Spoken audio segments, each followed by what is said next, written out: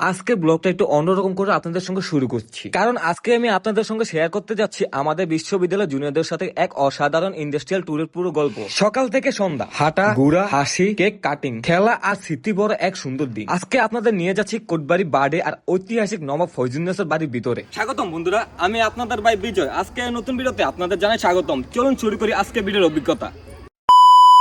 বাসসিটি থেকে এলিমেন্ট ট্যুরে আমি আজকে চলে আসছি জুনিয়রদের সাথে কোটবাড়ি বার্ডে। শুধুমাত্র এই একটি জায়গা নয়, রয়েছে আরো একটি জায়গা, যেমন ফয়জুন্নেছার বাড়িতে। আজকে সকালে ঘুম থেকে উঠে সকাল সকাল চলে আসি বার্ডের সামনে। কিছুক্ষণ অপেক্ষার পর তারা চলে আসলো। প্রথমেই সবার সাথে কিছুক্ষণ আড্ডা দিলাম, তারপর ধীরে ধীরে আমরা হাঁটতে হাঁটতে ভিতরে এগোতে থাকি।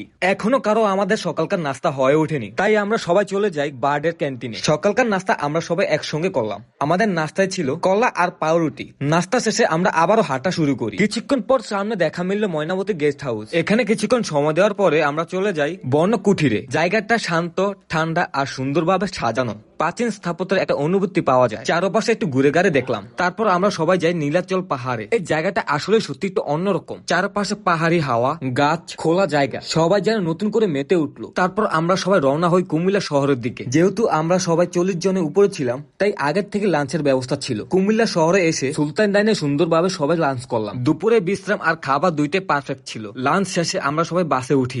আলী আমাদের জন্য অনেক কষ্ট করছে, সে ব্যানারটা লাগাইতেছে। ওইছে তো আর লাগতো না, এই কত লাগি কামাইবো, পুরোটা তো লাগাইছি আমি আনা। এ কত লাগাই দে তো দেন, এই যে না, এই যে পুরোটা লাগাইছি আমি, কিন্তু হ্যাঁ, কিন্তু এই আলী কত লাগিয়ে যদি পুরো ক্রেডিটটা নেয় তাহলে দইব না। না, এটা আমাদের ছিল এখন। দুপুরে খাওয়া দাওয়ার পর আমরা চলে আসছি লাক্সটার নবাব ফয়জুন্নেছার বাড়িতে। নবাব ফয়জুন্নেছার বাড়ি একটা সত্যিকারের ঐতিহাসিক স্থাপনা। ভিতরে ঢুকে চারপাশে ঘুরে দেখি তার ব্যবহৃত জিনিসপত্র, পুরনো স্থাপনা আর ইতিহাসের ছাপ, সব দেখে সত্যি মুগ্ধ হয়ে যাই। আমি এখানে আরো এর আগেও আসছি, কিন্তু আমি এই সাইডে এখনো আসিনি।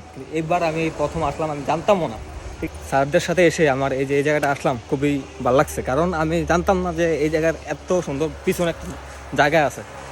তারপর শুরু হয়ে যায় দিনের অন্যতম মজার অংশ, যা হচ্ছে গেম। প্রথমে বেলুন খেলা, তারপর চেয়ার খেলা। মজার বিষয় হলো চেয়ার না থাকায় ছেলেরাই চেয়ার হয়ে গেল। পুরো জায়গাটাই তখন হাসি আর মজা ভরে উঠলো। দিনে ক্লান্তি থাকলেও আনন্দ ছিল তার থেকেও বেশি। আজকের ট্যুর শেষ হলো হাড়িভাঙা গেম দিয়ে, আর সবার মুখে শুধু একটাই কথা, ভাই আজকের দিনটা অনেক আনন্দময় ছিল।